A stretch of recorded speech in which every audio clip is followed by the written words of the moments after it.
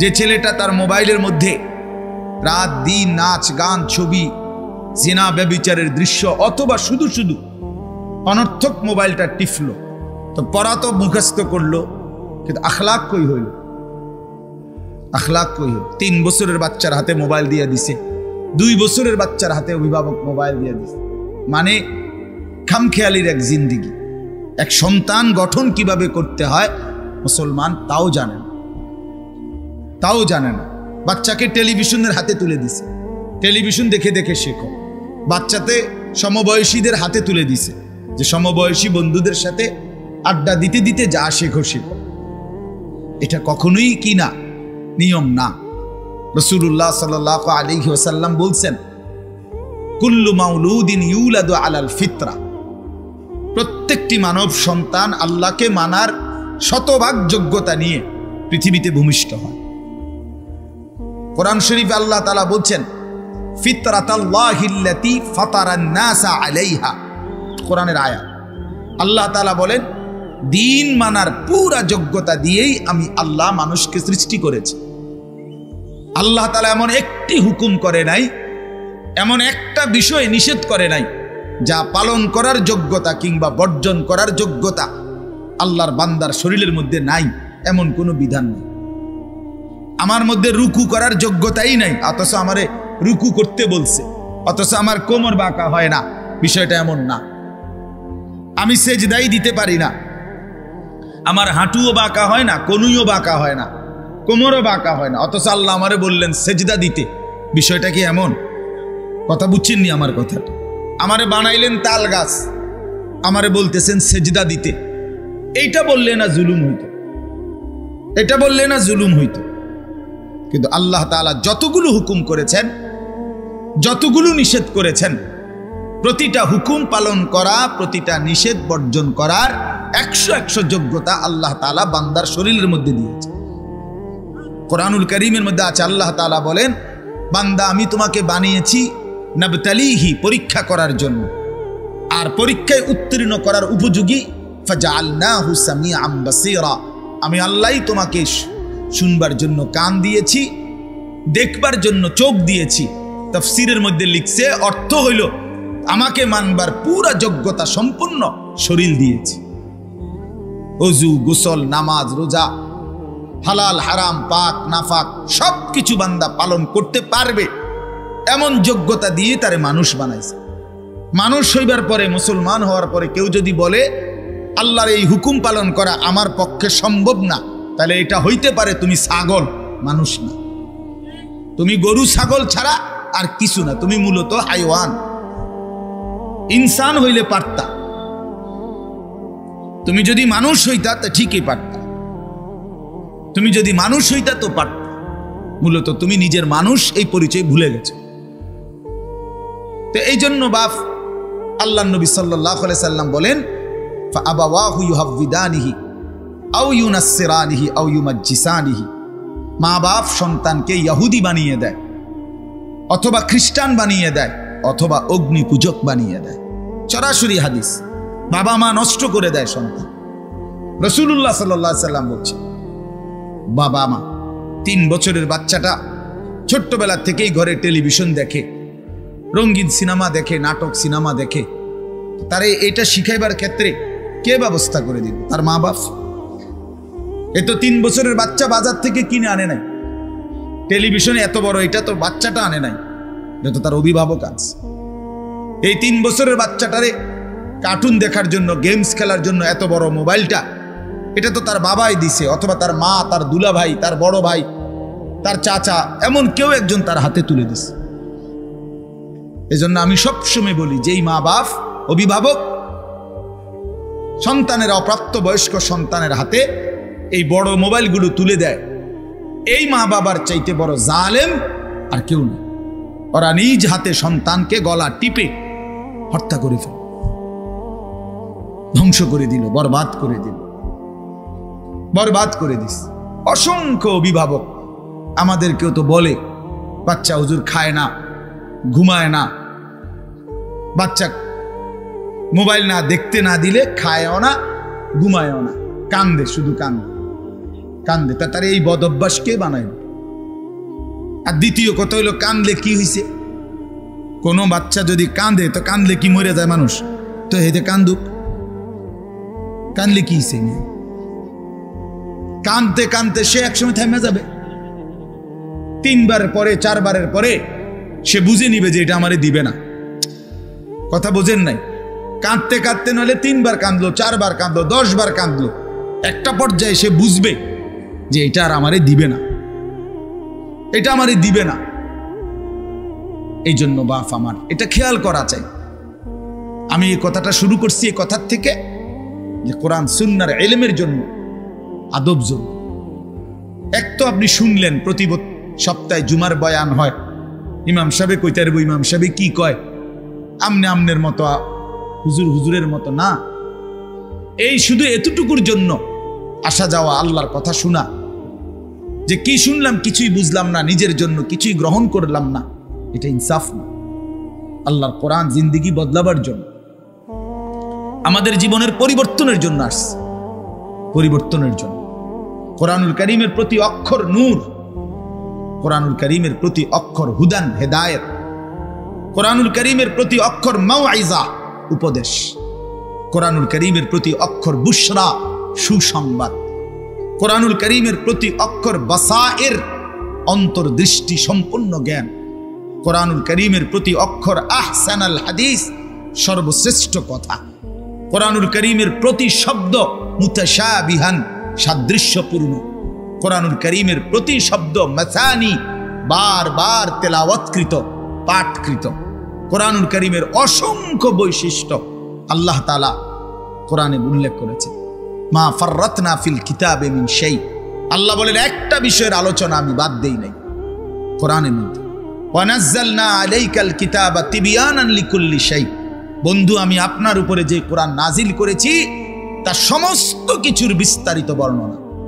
এজন্য বদনসিব ওই সন্তান, ওই অভিভাবক দুর্ভাগা যে মুসলমান পরিচয় দেওয়ার পরেও নিজ সন্তানকে আল্লাহর কোরআন দেখে দেখেও পড়তে জানে না। আল্লাহর কোরআন দেখে দেখে ছোট বাচ্চা হাফেজে কোরআন হয়েছে, এই মাত্র দেখছেন আমরা হাফেজে কোরআন হয়েছে। মুসলমানের সন্তান আল্লাহর কোরআন 30 পারা কলিজার মধ্যে গ্রহণ করছে। আর কি পরিমাণ দুর্ভাগা মুসলমান, আল্লাহর দেওয়া চোখ, আল্লাহর দেওয়া জিহ্বা। আল্লাহ কোরআনে বলছে আলাম নাজআল লাহু আইনাইন, বান্দা আমি কি 2টা চোখ দেই নাই? ওয়া লিসানান, আমি কি জিহ্বা দেই নাই? ওয়া শাফাতাইন, 2টা ঠোঁট কি আমি দেই নাই? হাসরের ময়দানে আল্লাহ তাআলা জিজ্ঞেস করবে বান্দা আমার দেওয়া 2টা চোখ, আমার দেওয়ার জিহ্বা, আমার দেওয়া ঠোঁট, এত লক্ষ কথা বললা, এত কিছু দেখলা, এত শব্দ উচ্চারণ করলা, পৃথিবীর কত লক্ষ কথা তুমি জীবনে বললা, অথচ আমার কালাম সর্বশ্রেষ্ঠ আসমানি কিতাব মালিকের এই কোরআন, এটা একটু দেখে দেখেও পড়তে পারো না, এক চাইতে বড় বদনসিব আর কে হইতে পারে? এজন্য আমি পরিষ্কার বলি সবসময়, আল্লাহর কোরআন যেই মুসলমান দেখে দেখেও শুদ্ধ পড়তে পারে না, আমার দৃষ্টিতে ওই লোকটা বোবা। আপনি বোবা, মূলত দোস্ত তুমি বোবা। বাকি কথাগুলো না বললেও চলতো, বাকি কথাগুলো না বললেও চলতো, এই পৃথিবী ভোগ করা যেত। বোবা মানুষ যারা, তারা কথা না বলতে পারলেও ভাতও খাইতে পারে, ঘুমও যাইতে পারে, পেশাব পায়খানাও করে, বিয়েও করে, বোবা মানুষের বাচ্চা কাচ্চাও হয়। এরকম দেখছেননি কখনো? না, কথা বলেন না কেন? তাহলে বোবায়ও তো পৃথিবী ভোগ করে। তাইলে বোঝা গেল দুনিয়ার এই ভাত মাছ বিয়া বউ, দুনিয়ার এই যৌন চাহিদা পূরণ আর পেশাব পায়খানার ঘুম, এটুকুর জন্য কথা না বললেও চলতো, অন্ধ হইলেও চলতো, অন্ধ হইলেও চলতো, চোখে না দেখলেও কত মানুষ পৃথিবী ভোগ করতেছে। তাহলে যে জবান আল্লাহর দেওয়া, যে চোখ আল্লাহর দেওয়া, সেই মালিকের কালাম দেখে দেখেও পড়তে পারলাম না।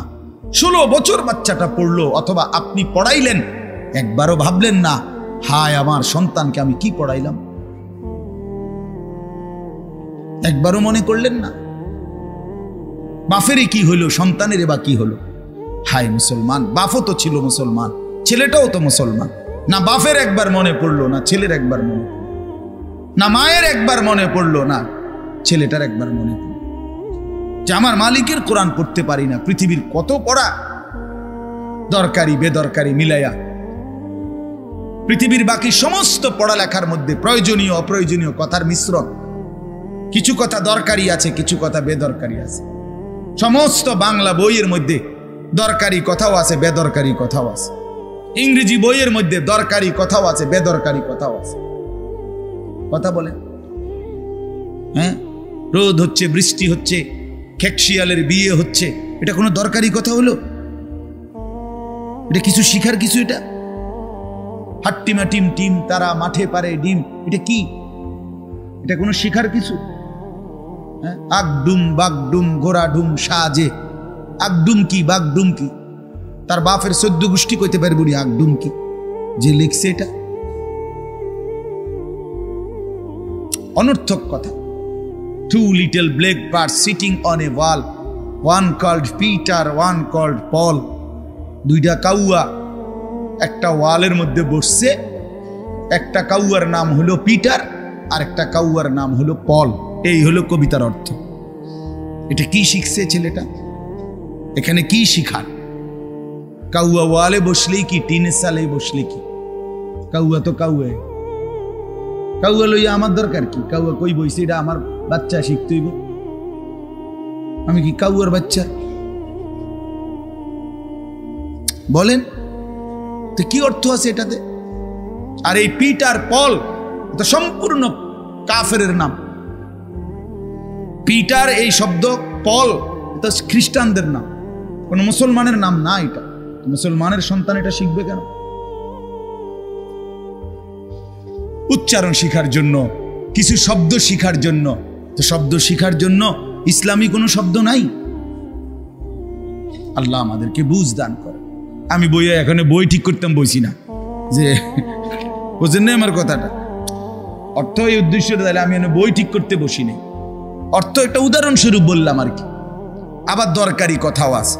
আমাদের দেশে সেই ছেলে কবে হবে, কথায় না বড় হয়ে কাজে বড় হবে। ফাইন কথা।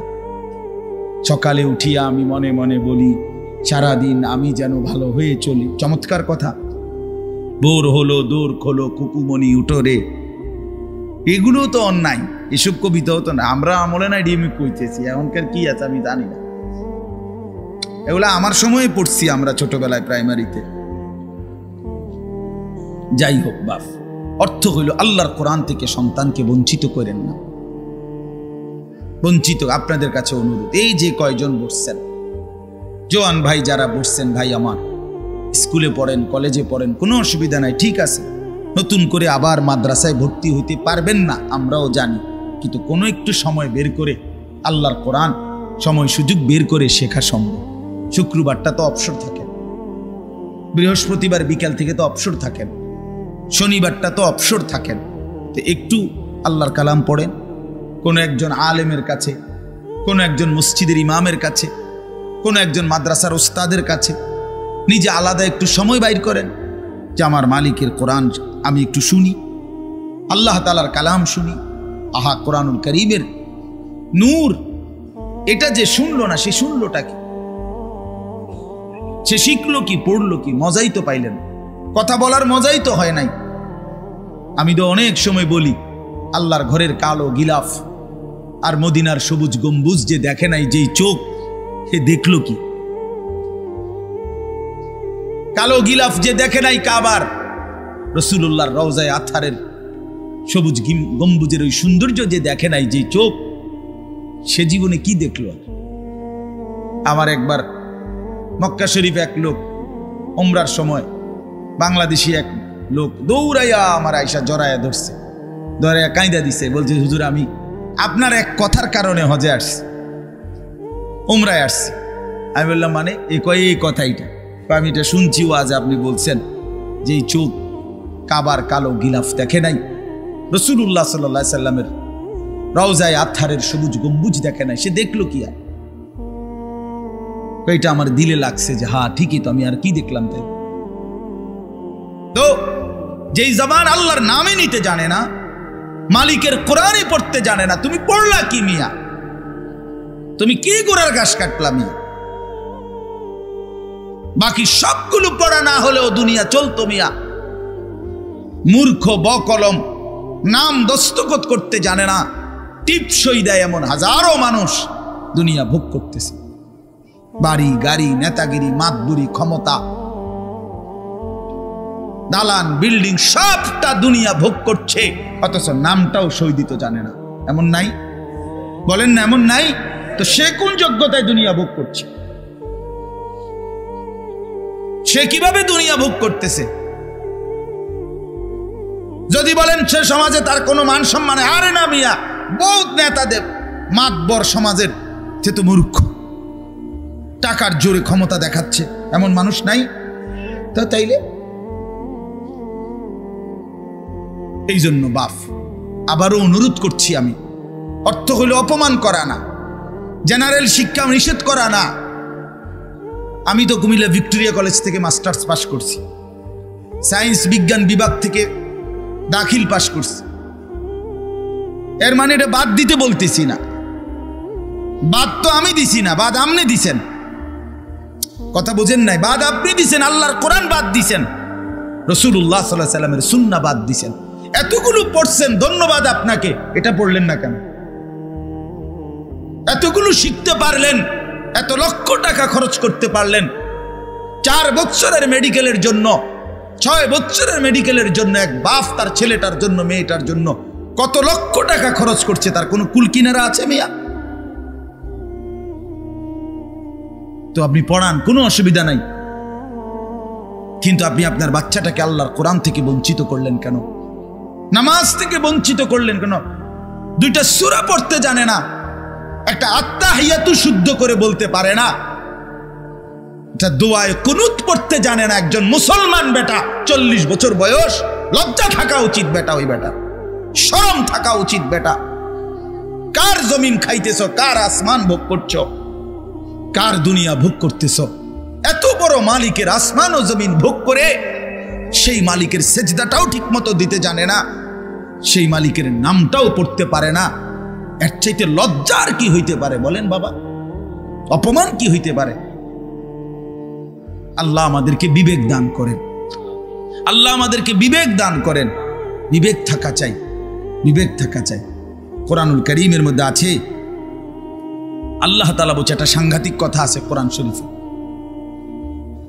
ফাবিআইয়ি হাদিসিন বা'দাহু ইউমিনুন। আমার দিল নড়ে কোরআনের এই আয়াত শুনলে, কলিজা শুদ্ধা কাইপা ওঠে। আল্লাহ তাআলা কোরআনে বলছে, এই 29 পারার মধ্যেই আছে, সূরা মুরসালাতের মধ্যে আল্লাহ তাআলা বলে, বান্দা 23 বছরে আমি আমার রাসূলের কাছে এই সর্বশ্রেষ্ঠ কিতাব নাজিল করলাম, আমার সবচেয়ে শ্রেষ্ঠতম কথাগুলো আমি তোমাদের জন্য দিলাম। বান্দা, এর চাইতে আর দামি কোন কথা বললে তোমরা আমার কথা মানতা? বুঝেন নাই? ফাবিআইয়ি হাদিস, ফাবিআইয়ি হাদিস।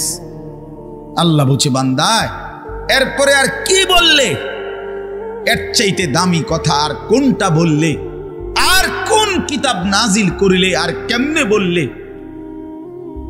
ফাবিআইয়ি হাদিসিন বা'দাহু ইউমিনুন। আর কিভাবে বললে বান্দা ঈমান আনতা, বিশ্বাস করতা? আকিমুস সালাহ, আকিমুস সালাহ 80 বারের চাইতে বেশি বলছি আমার কোরআনে, আর কতবার বললে আমারে সিজদা দিতা? ইত্তাকুল্লাহ, ইত্তাকুল্লাহ বারবার বলেছি, আল্লাহকে ভয় করো, আর কতবার বললে বান্দা আমারে ভয় করতা? কতবার বলছি? আল্লাহ বলবেন, রাসূলুল্লাহ সাল্লাল্লাহু আলাইহি সাল্লাম বাপ আমার, বন্ধু আমার, নওজোয়ান সাথী আমার, মনে রাখবেন, বিশ্বাস করেন, রাসূলুল্লাহ সাল্লাল্লাহু আলাইহি সাল্লাম হাসরের ময়দানে অসংখ্য উম্মতকে জিজ্ঞেস করবে। এই আমলনামা যখন দেখবে, প্রত্যেকটা উম্মত তার নিজ নিজ আমলনামা, রাসূলুল্লাহ সাল্লাল্লাহু আলাইহি সাল্লাম দেখবেন। এই আমলনামা দেখে নবী জিজ্ঞেস করবে, উম্মত 23টা বছর একটানা আমি কেঁদেছি, উম্মত 23 বছর তোদের জন্য আমি কেঁদেছিলাম। এমনও রাত গেছে, সারা রাত উম্মতের জন্য আমি কেঁদেছি, সারা রাত দোয়া করছি উম্মতের জন্য, তায়েফের পাথরের আঘাতে পিঠ চালনির মতো ছিদ্র বানায় ফেলছি। পেটের কষ্টে, ক্ষুধার কষ্টে 14 দিনের চাইতে বেশি পেটে 2টা পাথর বাইদা ক্ষুধার কষ্ট হজম করছি। উহুদের দান শহীদ করা রক্তে আমি বেহুশ হয়ে আমি পড়েছিলাম।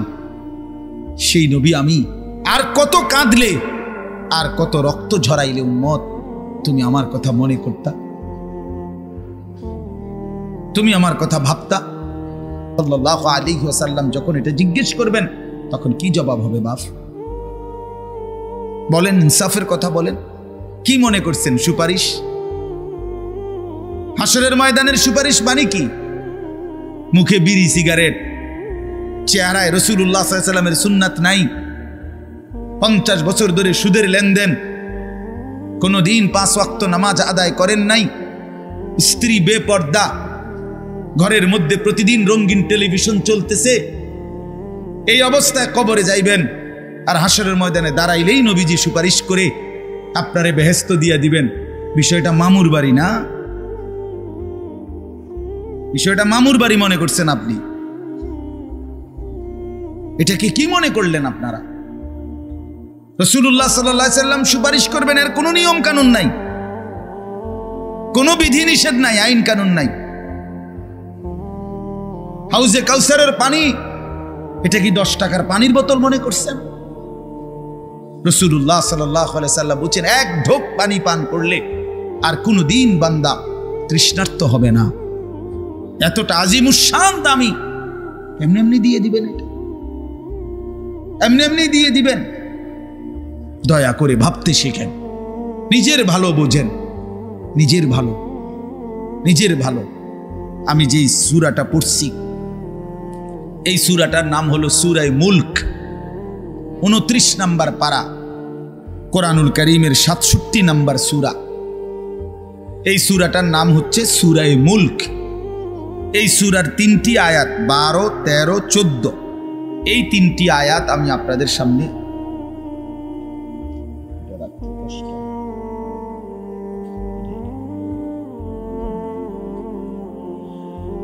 এই 3টি আয়াত আমি তেলাওয়াত করছি। এই আর অল্প একটু সময়ের মধ্যে আমি আপনাদের সামনে এই 3টা আয়াতকে সামনে রেখে কয়েকটা আর কথা বলতে চাই। প্রথম কথা, আপনারা রাগ হইয়েন না আমার, আমি আপনাদেরই অঞ্চলের মানুষ, এখন আপনারাও আমার, আমিও আপনাদের। আল্লাহর কোরআন শিখেন। আমার কথা হলে আমি বলি না যে সবার সব জেনারেল পড়া বন্ধ করে দেন, অর্থগুলো আপনি একটু সময় বাইর করেন। কথা, যারা চাকরি করেন, ব্যবসা করেন, বুড়া মানুষেরও অনেক বয়স্ক লোক কইলে হুজুর না আর কইয়া লাভ নাই, এই বয়সও না নাই, বিড়ি খাই না বয়স আছে।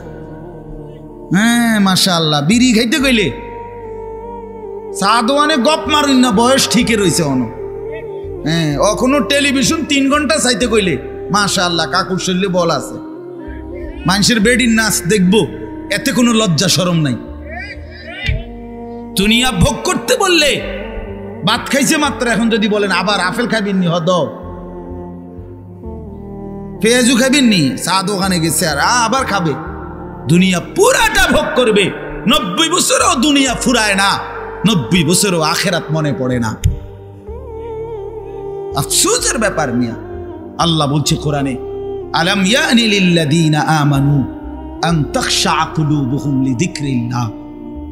এই আমার ইমানদার বান্দা, আমায় আল্লাহর ভয়ে, আমার স্মরণের জন্য, আমার বন্দেগীর জন্য তোমার দিলটা নরম হওয়ার সময় আজও কি হয়নি বান্দা? 365 দিনে খোদার একটা বছরে যে কোনো দিন ফজরের নামাজ পড়লা না যুবক, তোমারে যেন আল্লাহ ডেকে বলে, হায় বান্দা, তাহলে কি আর কোনো দিন নামাজ পড়বা না? 30 বছর ধরে যে কোনো দিন সুদের লেনদেন ছাড়লেন না, হারাম রোজগার করেই গেলেন, আল্লাহ তাআলা যেন ডেকে বলে, বান্দা, তাহলে এই নাফরমানি কি আর কোনোদিন ছাড়বা না বান্দা?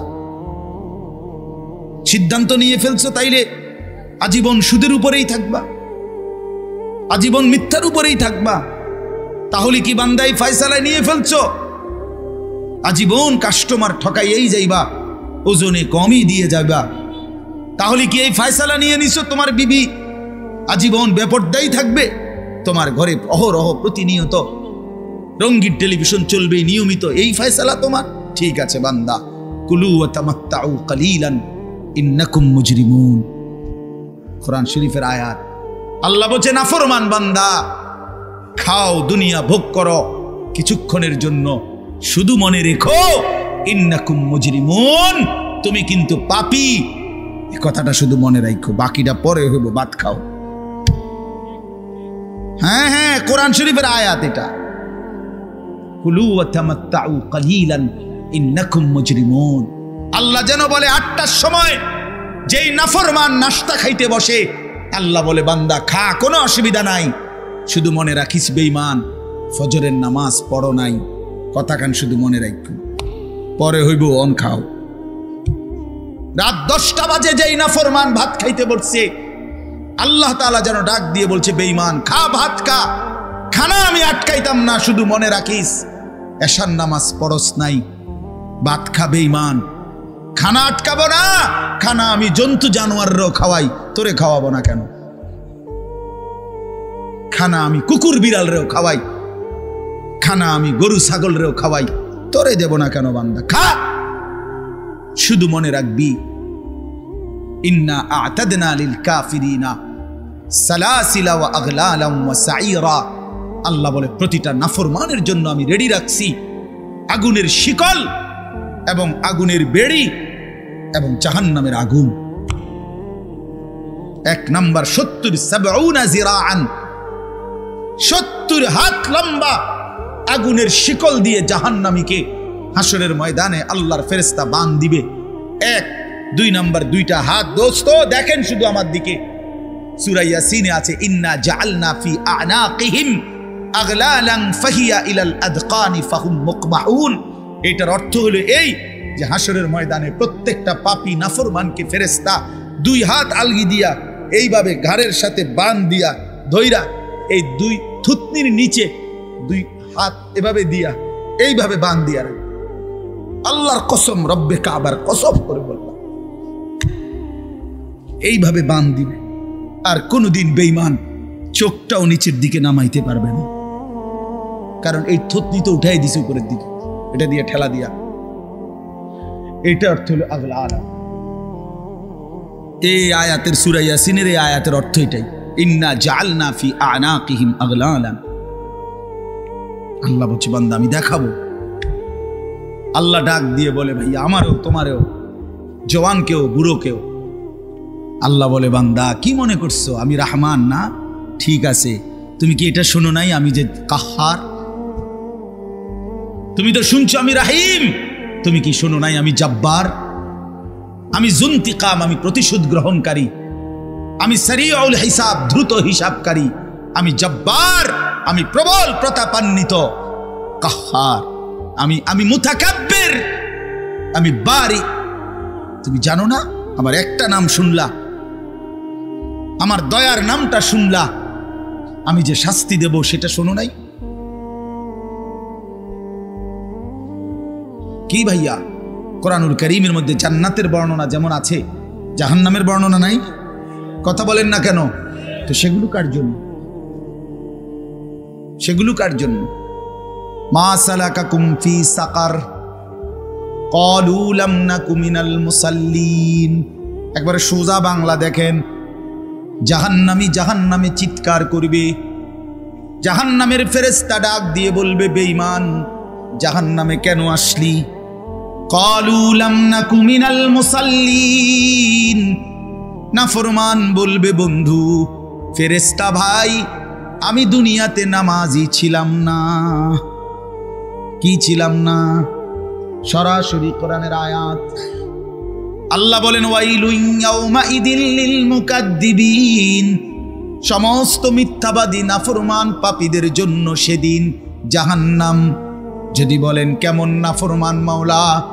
আল্লাহ বলেন ওয়া ইদা কিলা লাহুমুর কাউ লা ইয়ারকাউন। দুনিয়ায় এই নাফরমানকে যতবার বলা হয়েছিল রুকু করতে, সেজদা করতে, নামাজ পড়তে, বেঈমান নামাজ পড়ে নাই, এজন্য জাহান্নাম।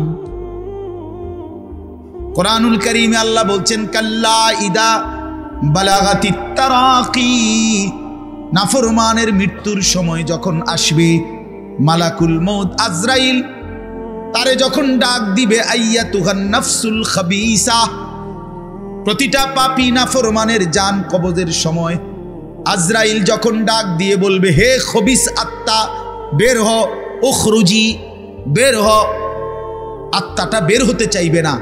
আল্লাহর নবী বলেন কসম বাবা, নবীজি বলে মালাকুল মউত আজরাইল খপ করে ধইরা কলজা থেকে রুহুটা একটা টান দিয়া ছিঁড়া ফেলবে, একটা টান দিয়া ছিঁড়ে ফেলবে। এরপরে রুহুটা কণ্ঠনালীর কাছে এসে আটকায় যাবে। কাল্লা ইদা বালাগাতিত তারাকি, তারাকি মানে কণ্ঠনালী। ফালাউলা ইদা বালাগাতিল হুলকুম ওয়া আনতুম হিনা ইদিন তানজুরুন, এটার অর্থ এটাই। হুলকুম মানে কণ্ঠনালী, বের হতে চাইবে না রুহু। আজরাইল তখন ধৈরে টাইনা হেসরাইয়া ছিঁড়া ছিন্ন ভিন্ন করে বেঈমান নাফরমানের কলজা ছিঁড়া ফেলবে, রুহু ছিঁড়া ফেলবে, এরপরে শরীর থেকে বের করে নিয়ে আসবে। আরে বন্ধু, এই কোরআনে আছে, আল্লাহ নিজে বলছে এমন নির্মম মৃত্যু হলো কেন, এই নাফরমানের মউত এত কঠিন হলো কেন, তার কলজা ছিঁড়া ফেলছে, রুহু ছিঁড়ে ফেলছে, এমন মৃত্যু হলো কেন? আল্লাহর কসম বাপ আমারেও বলি, আপনারেও বলি, আল্লাহ কোরআনে সরাসরি বলছে এমন ভয়ানক মৃত্যু হলো কেন? ফালা সাদ্দাকা ওয়ালা সাল্লা, কারণ এই নাফরমান আমি আল্লাহর কথায় বিশ্বাস করে নাই, ওয়ালা সাল্লা, এবং নামাজ পড়ে নাই, নামাজ পড়ে নাই, নামাজ।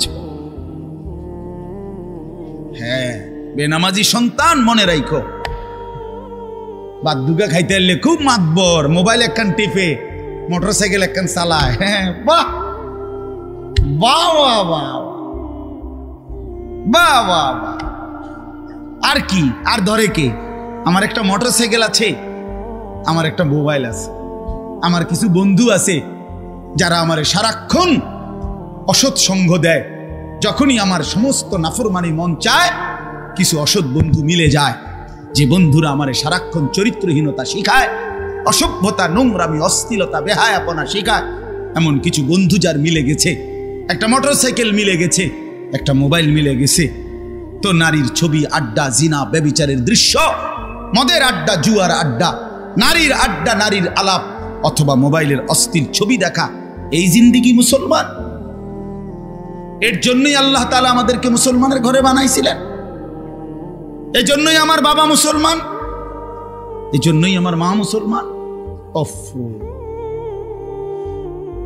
আল্লাহ আপনি মাফ করে দেন, ইনসাফের সাথে ভাইবেন। অনেক নওজোয়ান ভাই, সবাইরে অনুরোধ করলাম, দোস্ত আমার, ইনসাফের সাথে ভাইবেন, নিজেরে নষ্ট করেন না।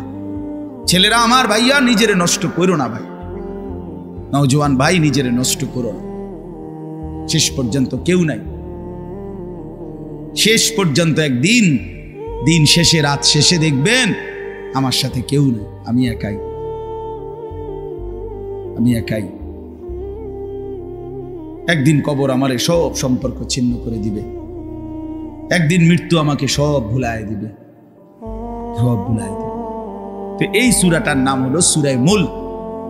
এটা কোরআন শরীফের অত্যন্ত ফজিলতপূর্ণ একটা সূরা, মাত্র 30টা আয়াত এই সূরার মধ্যে। আল্লাহ নবী সাল্লাল্লাহু আলাইহি ওয়াসাল্লাম বলছেন, এই সূরাটি যে নিয়মিত তেলাওয়াত করবে, আল্লাহ নবী বলেন, তুমজিহি মিন আযাবিল কবর, এই সূরা মুলক তাকে কবরের আযাব থেকে রক্ষা করবে। এটাই সূরার ফজিলত। এজন্য আলহামদুলিল্লাহ উলামায়ে কেরাম, আমাদের মাদ্রাসাগুলোর তালিবে ইলম এবং আল্লাহওয়ালা বুজুর্গানে দ্বীন সব সময় রাত্রিবেলা ঘুমের আগে আগেই এই সূরা মুলক তেলাওয়াত করে। এই 4-5 মিনিট সময় লাগে, কিন্তু এই সূরার বড় ফজিলত হলো, আল্লাহ নবী সাল্লাল্লাহু আলাইহি সাল্লাম বলেন, এই সূরা কবরের আযাব থেকে রক্ষা করবে, কবরের আযাব থেকে রক্ষা করবে। আমার ভাই, আমার বন্ধু, রাসূলুল্লাহ সাল্লাল্লাহু আলাইহি সাল্লামের অগণিত হাদিস এই কথার প্রমাণ করে যে কবরে আযাব হবে। হাসরের আযাব তো আছেই, জাহান্নামের আযাব তো আছেই, কবরেও আযাব হবে। মেন বিচার তো হবে হাসরের ময়দানে, তার আগেই আযাব হবে কবর। আপনারা সহজ বাংলায় বুঝবেন, আসামি যখন ধরে ফেলে তখন মামলার হিয়ারিং তো চলে, মামলার শুনানি তো চলে, কিন্তু সে কারাগারে ঠিকই আটকায় রইছে। কারাগারের কষ্ট যন্ত্রণা সে হাজতি হিসাবে ভোগ করতে থাকে। আবার যখন মামলার রায় হয় তখন সে আবার আসামির পরে হিসাব করে, কিন্তু কষ্ট লাঞ্ছনা এটা তো তার শুরু হয়ে যায়। যদিও এখনো বিচার শেষ হয় নাই, বিচার প্রক্রিয়া দিন 10 দিন 50 দিন 20 দিন 1 মাস পর পর মামলার ডেট পরে শুনানি হয়, কিন্তু সে তো থাকে কারাগারে, সে তো থাকে কারাগারে। তো আল্লাহ পাক রব্বুল আলামিন বলেন নাফরমান সে তো হাসরের ময়দানে বিচার হবে চূড়ান্ত, কিন্তু কবর থেকেই আযাব শুরু, কবর থেকেই আযাব শুরু। রাসূলুল্লাহ সাল্লাল্লাহু আলাইহি সাল্লাম খুব বেশি হাদিসের মধ্যে আছে, একজন বিখ্যাত সাহাবী, আপনারা সবাই ওনার নাম জানেন, ইসলামের 3য় খলিফা হযরত ওসমান রাদিয়াল্লাহু তাআলা আনহু। কিতাবের মধ্যে আছে, আমরা নিজে আত-তাযকিরা, আমার কাছে কিতাব আছে আরবি, ইমাম কুরতুবী রাহমাতুল্লাহ লিখিত কিতাব, ওখানে আছে হযরত ওসমান রাদিয়াল্লাহু তাআলা আনহু যখন কোনো কবরের সামনে দাঁড়াইতেন তো প্রচন্ড কাঁদতেন, ভীষণ কাঁদতেন, হাত্তা ইয়াবুল্লা লিহিয়াতাহু, কাঁদতে কাঁদতে উনার দাড়ি ভিজে যেত। তো উনার সাথীরা জিজ্ঞেস করতেন, হযরত আপনি জাহান্নামের কথা বললেও এত কাঁদেন না, অথচ কবর দেখলে এভাবে কাঁদেন কেন? তো তিনি বলতেন, ইন্নাল কবরা আউয়ালু মানাজিলিল আখিরা, শোনো কবর হচ্ছে আখিরাতের প্রথম ঘাঁটি। ফা ইন নাজা মিনহু ফামা বাদাহু আইসারু মিনহু, যদি কোনো ব্যক্তি এই কবরের ঘাঁটিতে বাইচা যায় পরবর্তী সবগুলো ঘাঁটি তার জন্য সহজ। ওয়া ইন লাম ইয়ানজু মিনহু ফামা বাদাহু আশাদ্দু মিনহু, এই কবরে এই ঘাঁটিতে যে জিততে পারবে না, বাঁচতে পারবে না, তো পরবর্তী সবগুলো ঘাঁটি তার জন্য তার চাইতে বেশি কঠিন। এই কথার কারণে আমি ভয় পাই, কবর দেখলে আমার মনে পড়ে, হায় আমি এই কবরের আযাব থেকে বাঁচব কিনা, এই ভয়ে আমার কাঁদতে থাকি। তো এরপরে তিনি বলছেন, হযরত উসমান রাদিয়াল্লাহু তাআলা আনহু বর্ণনা করেন যে আল্লাহর নবী সাল্লাল্লাহু আলাইহি সাল্লাম বলছেন, আমার ভাই খেয়াল করে শুনেন, নবীজি নিজে বলছেন, আল্লাহ রাসূল সাল্লাল্লাহু আলাইহি সাল্লাম জীবনে কোনোদিন একটা শব্দ বানায়া বলছেন? কথা বলেন। অতিরিক্ত বলছেন, বেশতি বলছেন, শুধু ভয় দেখানোর জন্য বলছেন, তামাশা করে বলছেন? এটা আপনাদের ইয়াকিন তো? কথা বলেন না। আল্লাহর নবী সাল্লাল্লাহু আলাইহি সাল্লাম বলেন, মা রাআইতু মানজারান কাত্তু ইল্লা ওয়াল কবরু আফজাউ মিনহু। রাসূলুল্লাহ বলেন, হযরত ওসমান বর্ণনা করেন যে আমি নবীজির জবানে শুনছি, নবীজি বলছেন, হে আমার উম্মত, আল্লাহর কসম উম্মত, কবরের চাইতে অধিক ভয়ানক কোন আযাবের দৃশ্য আমি রাসূল মুহাম্মদ দেখি নাই, আমি দেখি।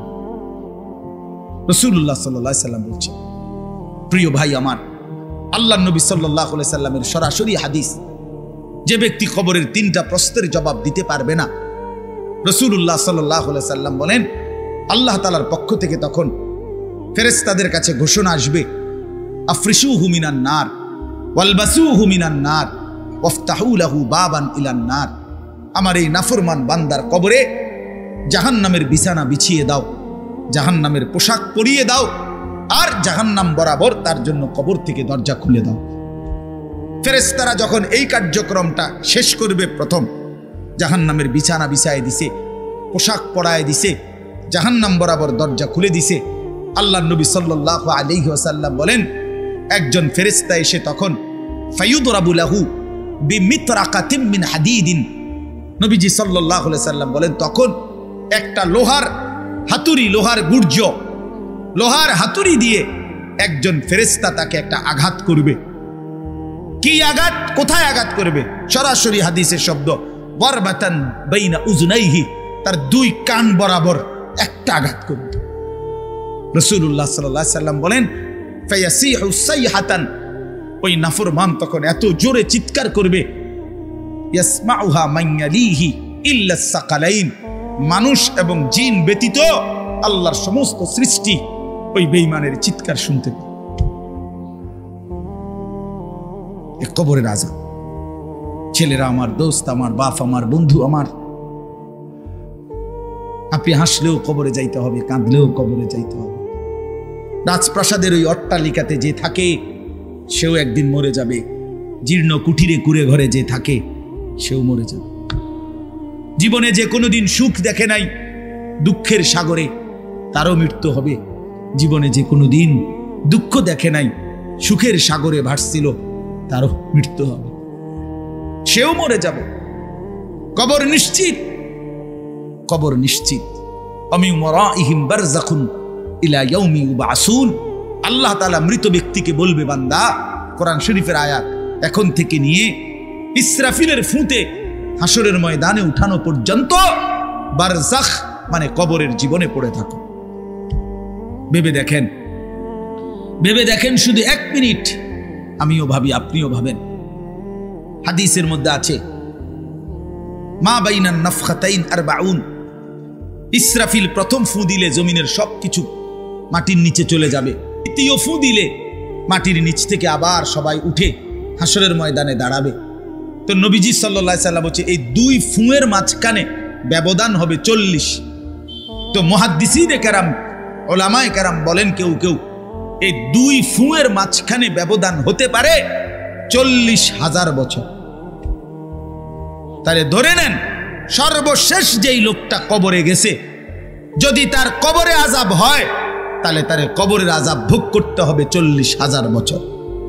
এবার বলেন তো, এখন যারা মরতেছে, এবার বলেন তো রাসূলুল্লাহ সাল্লাল্লাহু আলাইহি সাল্লামের জমানায় যারা মারা গেছে, এবার আরো পিছনে যান, ইব্রাহিম আলাইহিস সালামের জমানায় যারা মারা গেছে, এবার আরো পিছনে যান, নূহ আলাইহিস সালামের জমানায় যেই অবিশ্বাসী বেঈমানগুলো মারা গেছে, তারা আজকে কত বছর যাবত কবরে আযাব ভোগ করতেছে।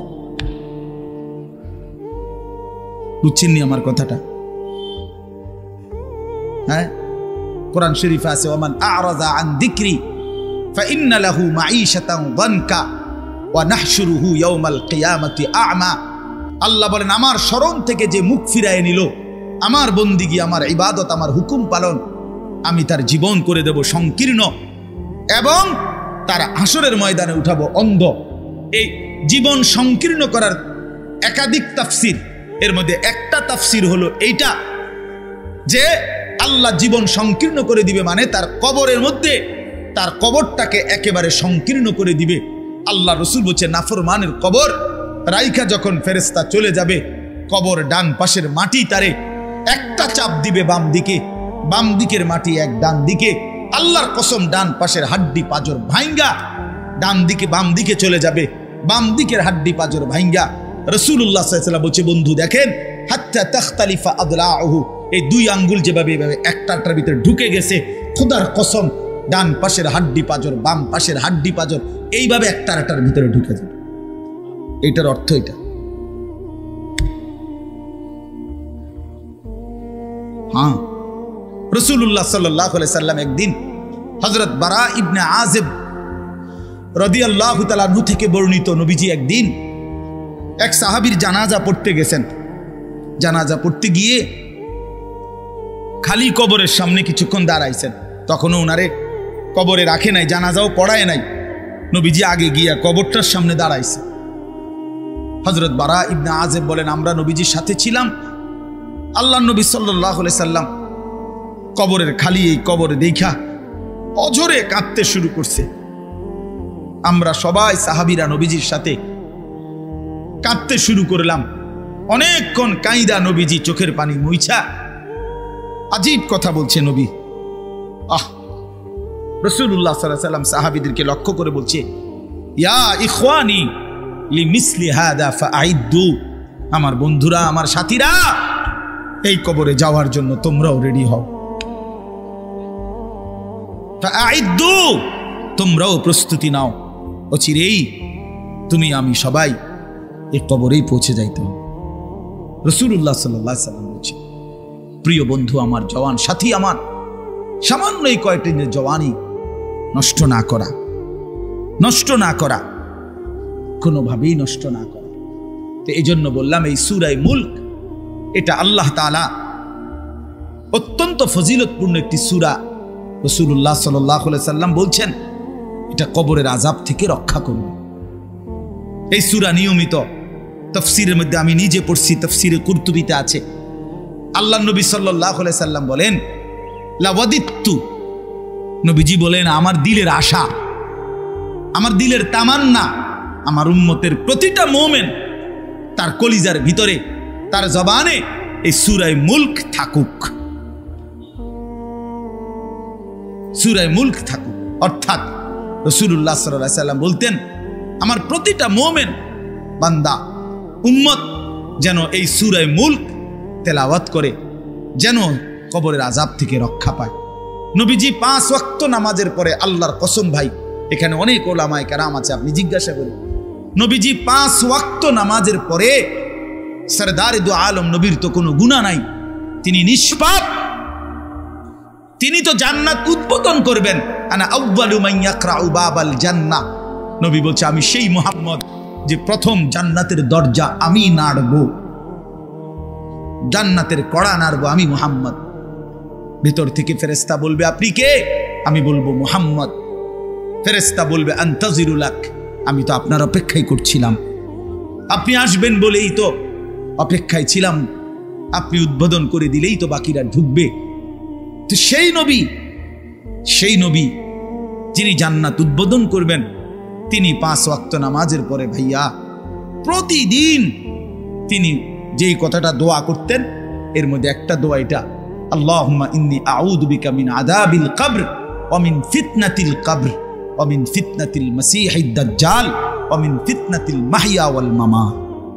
আল্লাহ আমি কবরের আযাব থেকে পানাহ চাই। নবীজি নিজে বলতেন। প্রিয় ভাই বাবা আমার, চলেন সবাই নিয়ত করি, নিজেকে গুনাহ থেকে বাঁচানো দরকার, নিজের আল্লাহর নাফরমানি থেকে বাঁচানো দরকার। আল্লাহ তাআলা বলেন ইন্নাল্লাযীনা ইয়াখশাউনা রাব্বাহুম বিল গায়ব, আমি আল্লাহকে না দেখে, আমার কথাগুলো আখিরাত সম্পর্কিত, এগুলোকে না দেখে যারা আমি আল্লাহকে ভয় করে, আখিরাতকে ভয় করে, জাহান্নামকে ভয় করে, কবরকে ভয় করে, আল্লাহ বলেন তাফসীরের মধ্যে লিখছে ভয় করে মানে হলো গুনাহ বর্জন করে। কোন ব্যক্তি আল্লাহকে ভয় করে, খোদার কসম এই কথার অর্থ হলো গুনাহ ছেড়ে দেয়।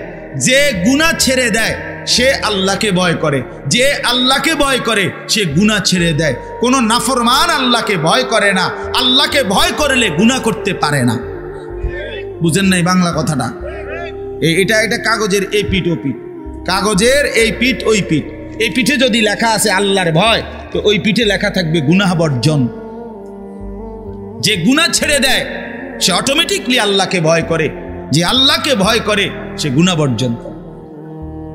এজন্য তাকওয়ার অর্থ আল্লাহর ভয়, এটার প্রথম অর্থ হইল গুনাহ বর্জন। মান খাশিয়ার রহমান, আল্লাহকে ভয়, এটার প্রথম অর্থ গুনাহ বর্জন, গুনাহ বর্জন। আমার শায়েখ আল্লামা মুফতি মুশতাকুন নবী সাহেব সব সময় চিল্লায় মাহফিলে, অনেক সময় হাজারি করে বলে যে বাপ গুনাহ আগুন, গুনাহ আগুন, গুনাহ আগুন। প্রতিটা গুনার পিঠে ওই পিঠে আগুন আছে। নারীর প্রতিটা বেপর্দা দৃশ্যের মধ্যে খোদার কসম আগুন জ্বলে।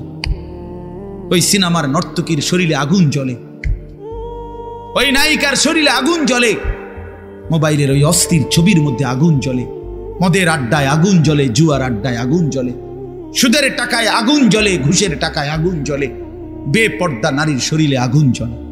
ওইটা রূপ না, ওইটা আগুন, ওইটা জাহান্নাম, ওইটা জাহান্নাম। আল্লাহ তাআলা বলেন ইন্নাল্লাযীনা ইয়াখশাউনা রাব্বাহুম বিল গায়ব, আল্লাহ তাআলা বলেন আমার যে বান্দারা আমার আখিরাত, আমার জাহান্নাম, আমার পরকাল, আমার কবর, এই কথাগুলোকে ভয় করে, আমি আল্লাহকে ভয় করে, না দেখে আল্লাহ বলেন আমি ওয়াদা দিলাম লাহুম মাগফিরাতুম ওয়া আজরুন কাবীর, আমি তাদের পেছনের সব গুনাহ মাফ করে দেব, আর আমার সবচেয়ে বড় পুরস্কার জান্নাত দিয়ে দেব। এরপরে আল্লাহ বলেন ওয়া আসিররু কাওলাকুম আবিজহারু বি ইন্নাহু আলিমুম বিজাতিস সুদূর। মানুষের তিনটা অবস্থা কথার ক্ষেত্রে, মানুষ তার অভিব্যক্তির ক্ষেত্রে তিনটা অবস্থা হয়। মানুষ কখনো জোরে কথা বলে, মানুষ কখনো আস্তে কথা বলে গোপনে, আর কখনো মানুষ অন্তরে জল্পনা কল্পনা করে, ঠিক না? এই তিনটাই অবস্থা। তো আল্লাহ তাআলা বলেন, এনে একটা ছোট্ট তাফসীরের মধ্যে আছে, মক্কার কুরাইশরা, কাফেররা নবীজির বিরুদ্ধে দিবানিশি ষড়যন্ত্র করত, বুঝছেন? তো ষড়যন্ত্র করতে বইলে মাঝে মধ্যে এই বেকুবরা বইলে কইতো, আস্তে আস্তে কো বেড়া, আসিররু, আস্তে কথা বলো, কাই লা ইয়াসমা রব্বা মুহাম্মদের খোদা যেন শুনতে না পায়। শুনলে কি অসুবিধা হইব? হেরাই বলতো শুনলে জিবরাইলের কাছে কইয়ে দিব, হে আবার মুহাম্মদের কাছে এসে কই একবারে ফেঁসে করব। হ্যাঁ, তাফসীরের মধ্যে আছে। আল্লাহ তাআলা বলেন, হায় হায় রে বেওকুফ, কি বললি, কি ভাবলি, আল্লাহরেই চিনলি না, আল্লাহকেই চিনলি। হ্যাঁ, অনেক নওজোয়ান বেচারা ইয়ারফোন লাগাইলে মনে করে কেউ শুনে না, ইয়ারফোন লাগাইলেছে আর কি, বুঝেন না? কানের মধ্যে দুইটা বল্টু লাগাইছে, খালাস, আর তো দুনিয়ার কেউ শুনে না। আরে না ফরমান, দুনিয়ার কেউ শুনে না সেটা তো কথা না, আর শাজিমের মালিক তো শুনে। ওয়া আসিররু কাওলাকুম আবিজহারু বিহি, রব্বুল আলামিন বলেন, তোমরা যদি আস্তে কথা বলো, আবিজহারু বিহি, যদি জোরেও কথা বলো, ইন্নাহু আলিমুম বিদাতিস সুদূর, আল্লাহ বলে শুধু এই দুইটা না বান্দা, আস্তে বলো, জোরে বলো, অথবা অন্তরের ভিতরে যা লুকায়িত করো, আমি আল্লাহ সবটাই পুরাপুরি জানি।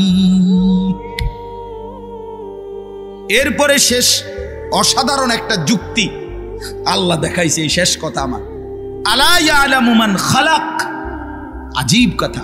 আল্লাহ বলে, আচ্ছা বান্দা, তোমার আমি একটা কথা জিজ্ঞাই, তুমি আমার কথাটার উত্তর দাও। এর কথা কি তুমি বুঝো না যে আলা ইয়ালামু মান খালাকা, যে সৃষ্টি করলো, যে বানাইলো, তিনি জানবে না, তিনি বুঝবে না, তিনি শুনবে না, এটা তুমি কেমনে ভাবলা? তুমি কও, তোমার বিবেকে কি কও? এতটি ভাত খাইয়া বুঝিয়ে কথাটা বুঝলা না, এতদিন দুনিয়ার থেকে বুঝিয়ে কথাটা বুঝলা না। আলা ইয়ালামু মান খালাক, এই তৃতীয় আয়াত। আল্লাহ বলেন, যিনি সৃষ্টি করলেন তিনি জানবে না? যে কোম্পানি এটা বানাইছে সে জানে না এখান দিয়ে কথা বলে না, এন দিয়ে কথা বলে? কথা বলেন না কেন? তো যিনি সৃষ্টি করলেন আল্লাহ, আমরা কি করছি না করছি তিনি আমাদের কথা জানবেন না? কথা বলেন না, বলেন না, শুনেন তিনি? আল্লাহ শুনেন কিনা, দেখেন কিনা, জানেন কিনা? অহুয়াল লতীফুল খবীর, আল্লাহ বলেন তিনি সূক্ষ্ম থেকে সূক্ষ্ম, বিন্দু থেকে বিন্দু সেটাও জানেন। খবীর, পুরা সৃষ্টির খবর একসাথে তিনি পূর্ণ রাখেন। এজন্য দোস্ত আমার, রাত 2টা বাজে, নওজোয়ান মনে করছে চারিদিকে কেউ জেগে নাই, সবাই ঘুমায় গেছে, এজন্য সে মোবাইলের উলঙ্গ ছবি দেখছে। আল্লাহ ডাক দিয়া বলে, আনিস আমি আছি।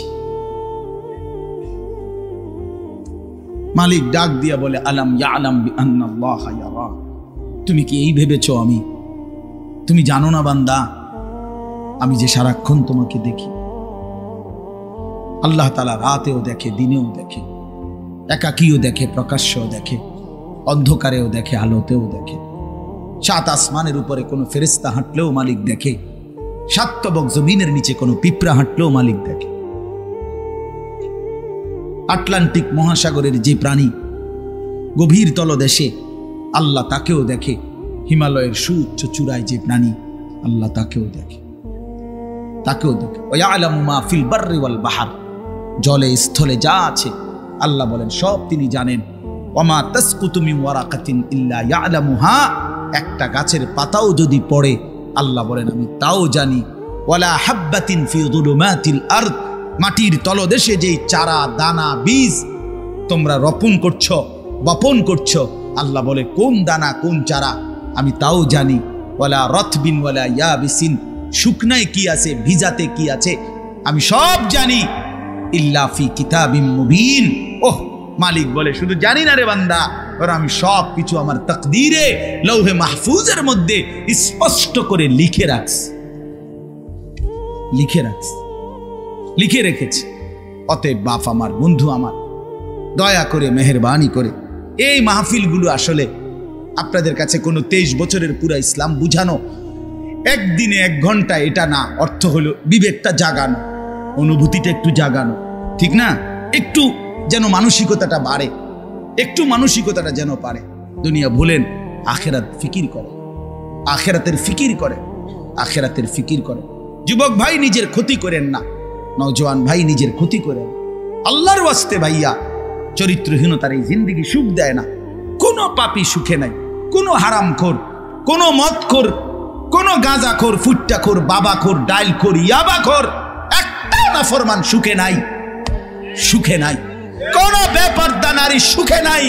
আমি চ্যালেঞ্জ করলাম, কোন হারামখোর, সুদখোর, গাঁজাখোর একটাও সুখে নাই, একটাও সুখে নাই, একটাও সুখে নাই। কোন নাফরমান সুখে থাকে না বন্ধু। সেজদাতে সুখ আছে, আল্লাহকে ডাকলে সুখ আছে, আল্লাহকে ডাকলে সুখ আছে, মালিকের সেজদায় সুখ আছে। এজন্য চলেন ইনশাআল্লাহ, নিয়ত করি আল্লাহকে ডাকবো ইনশাআল্লাহ। হারাম ছেড়ে দেই, আল্লাহর নাফরমানি ছেড়ে দেই। আল্লাহ আমাদের সবাইকে কবুল করে নেন। আমার ভাই, আপনাদের কাছে আমার একটা ছোট্ট অনুরোধ। আজকে আমাদের যেই মেহমান এসেছেন, আলহামদুলিল্লাহ, আমার অনেক অনেক মহব্বতের মানুষ, হযরত মাওলানা হারিসউদ্দিন সাহেব দামাত বারাকাতুহুমুল আলিয়া, অনেক সুন্দর বয়ান করে। আমি তো কতক্ষণ দমকাইয়া এক কিনার করে লাইছি, আপনি মনে হচ্ছে একটা কাজ্জা লাগছে, বুঝছেন না? একটা ঝগড়া লাগছে যে এরুম হয়েছে। এইটা তো কোনো ওয়াজ না, এটি কোনো ওয়াজের জাতও না, কিন্তু ওয়াজ শুনবেন এখন ইনশাআল্লাহ। আপনাদের কাছে অনুরোধ, হযরত মাওলানা হারিসউদ্দিন দামাত বারাকাতুহুম, তিনি আমাদেরও শ্রদ্ধেয়, আমাদের বয়স্ক, আমাদের চাইতো প্রবীণ আলেমে দ্বীন। আজকে বহুদিন যাবৎ আল্লাহর কথা চারদিকে বলে বেড়াচ্ছেন। আলহামদুলিল্লাহ, মাওলানা সাহেব হযরত এখানে এসেছেন।